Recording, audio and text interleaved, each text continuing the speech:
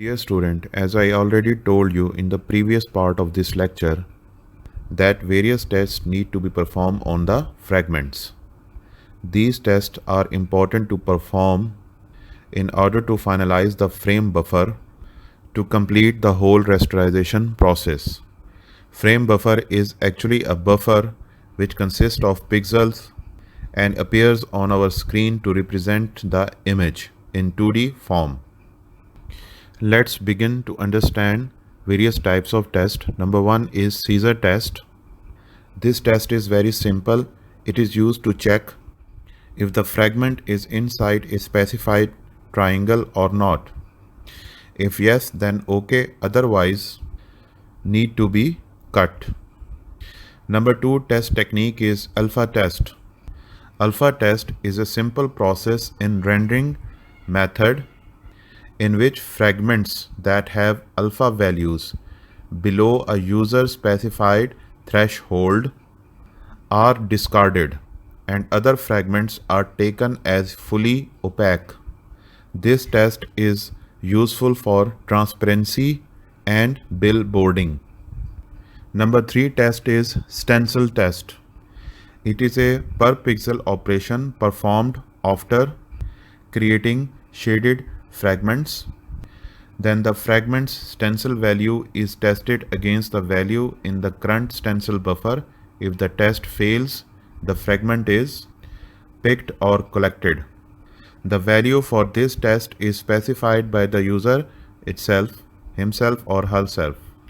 This test is specially adopted for various rendering effects, example masking, shadows, etc. Number four is the depth test, which is very important. The depth test is used to check visibility at the fragment level, that is pixel level. If multiple pixels are on the same line of sight, the color of the closest pixel to the camera will override all the other pixels in the frame buffer. Hence, it is useful for resolving the visibility issue within the image. For this, two important conditions need to be considered in this process. Number one, if the depth value of the fragment is larger than the frame buffer depth value, the fragment is discarded. If the depth value of the fragment is smaller than the frame buffer depth value, the fragment passes and potentially overrides the current color and depth value in the frame buffer. This is the number two condition for this test. The demonstration of the depth test is given on the slide. At the very left of the slide, we have fragments to be mapped on the frame buffers. The part of the figure shown after the vertical line has two halves. At the upper half of the figure, we have a current frame buffer having temporary values which are shown in the form of infinity. All these values are considered to be less for any incoming fragment. As you can see that incoming fragment triangle 1, we have set of values which are representing in 5. It means that 5 is greater than the stored values in the current frame buffer, so it is mapped as it is. In order to update the frame buffer, as you can observe after the equal sign, which is an addition of current frame buffer and incoming fragments triangle 1. Now let's move to the lower half of this figure. In this process, our updated frame buffer is now become a current frame buffer, and here we are now going to add an incoming fragment triangle 2 having different pixel values in it. When an incoming fragments triangle 2 is mapped into current frame buffer or added into current frame buffer, in this case the incoming fragment triangle 2 is only mapped if the depth value of the fragment is smaller than the frame buffer depth value, the fragment passes and potentially overwrites the current color and depth values in the frame buffer.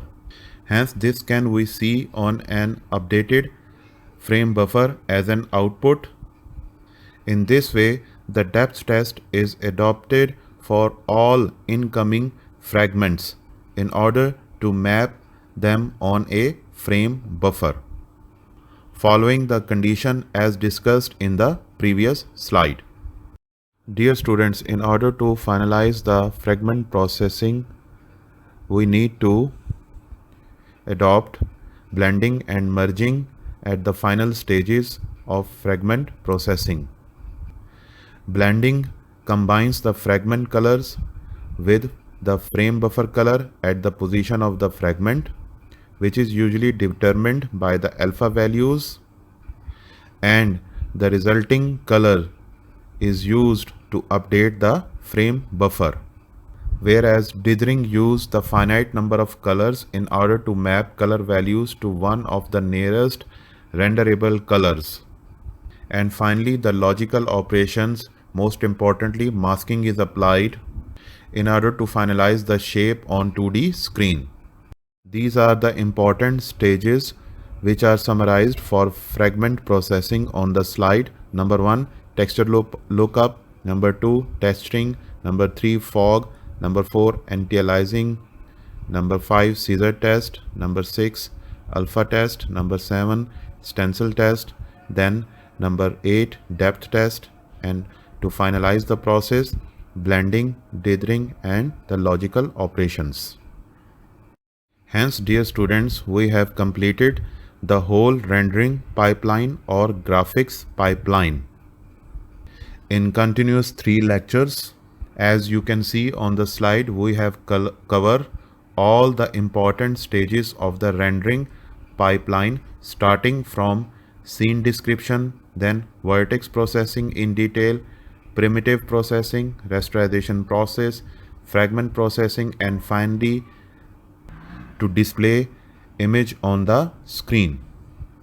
I hope students you have understood all these stages very well, and it clears the rendering process, which is actually a conversion of 3D scene into a 2D screen image.